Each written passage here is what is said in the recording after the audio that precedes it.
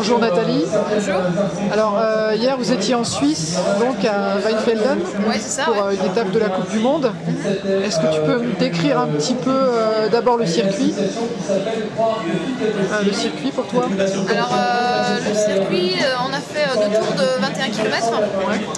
Et c'était un circuit assez vallonné, avec deux belles côtes quand même. Donc avant la course, on savait que ce serait une épreuve assez difficile et assez animée. Et dès la première côte qui arrivait après 4 ou 5 km de course, Nicole Begg a commencé à tout de suite elle a attaqué. Et il s'est passé quelque chose de très particulier, c'est qu'on était parti quelques temps avant les garçons. Et donc en haut de cette côte, ils nous ont rejoints. Donc on s'est retrouvés au milieu du peloton de garçons dans la descente qui suivait donc cette côte. Et ça a rendu la course très particulière parce que plusieurs filles ont réussi à se glisser tout devant, donc bien protégées par les garçons. Et ensuite il y avait les trois quarts du peloton qui étaient un petit peu derrière en chasse. Et moi j'ai vu qu'il y avait qu'une seule coéquipière qui était devant et donc il fallait absolument ramener les autres. Tout le monde devant, donc j'ai fait le travail.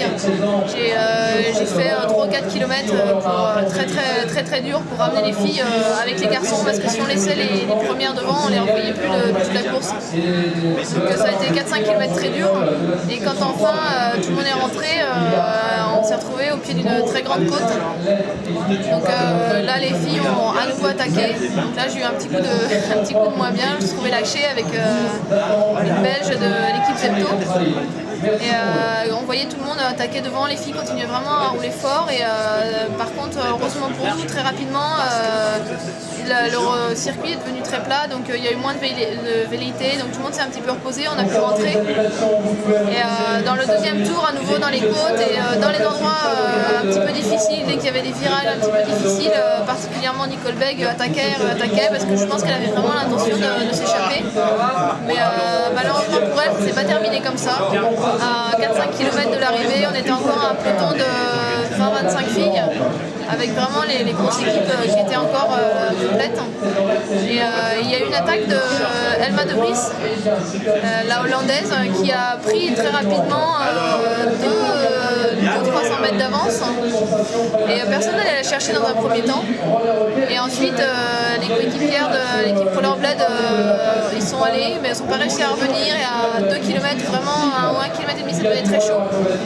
La jeune belge, Nelly de l'équipe Zepto, a vraiment mis une grosse attaque pour revenir sur elle.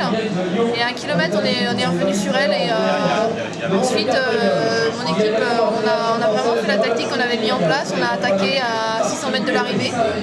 D'abord Cynthia Ponzetti, et ensuite moi j'ai pris le relais. Et on a lâché nos coéquipières à 200 mètres, 150 mètres de la ligne. Et elles ont terminé deuxième, Giovanna Turcarelli et Sandra Gomez troisième. Malheureusement, elles se sont fait reprendre sur la ligne par Laura Lardani de Rollerblade. Et donc voilà l'arrivée. Quatrième, je pense que c'est une Argentine. Et en termes de classement, ça vous place où sur la Coupe du Monde? Alors en classement par équipe, donc mon équipe est encore deuxième derrière l'équipe Rollerblade. Et au classement individuel, je pense que c'est Laura Lardani qui est en tête devant Sandra Gomez. Et je pense Tamara Lurens, l'Argentine de chez Rollerblade, est encore troisième.